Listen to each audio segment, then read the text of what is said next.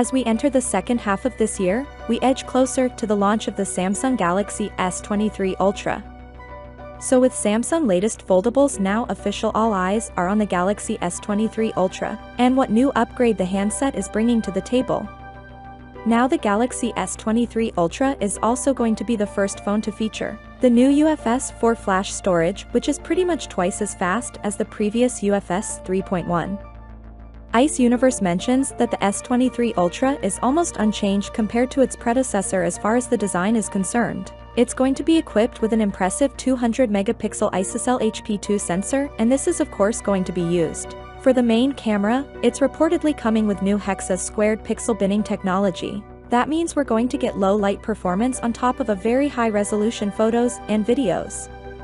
Samsung has been the best when it comes to the fingerprint scanner experience on their flagship phone. The 3D ultrasonic scanner has been reliable, accurate. But things could get ridiculously better if Samsung decide to adopt this latest tech from Qualcomm, the Ultrasonic Max scanner. For the S23 Ultra, they increased the size of the sensor. To be specific, it was 1.7 times larger than one on the S10. And with the S22, Samsung improved the speed, and you can see it's as fast as capacitive fingerprint scanner.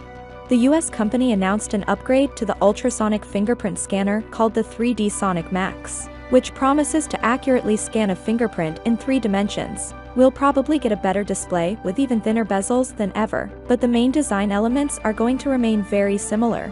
As always, Samsung is keeping the best and the special sensor for their own flagship. Since the development, I believe we're going to see a lot more leaks. Recently, a leak revealed that the Galaxy S23 Ultra will be powered by Snapdragon 8 Gen 2 chipset, and the device is claimed to feature is same 5000 mAh battery as its predecessor. The S23 Ultra, we get a 6.8-inch dynamic AMOLED 120Hz LTPO display, and it's coming with likely resolution of 1440 by 3080. We should see improvement to the color as well as the max brightness sensor also support 2-finger authentication, as a high level of authentication such as banking applications.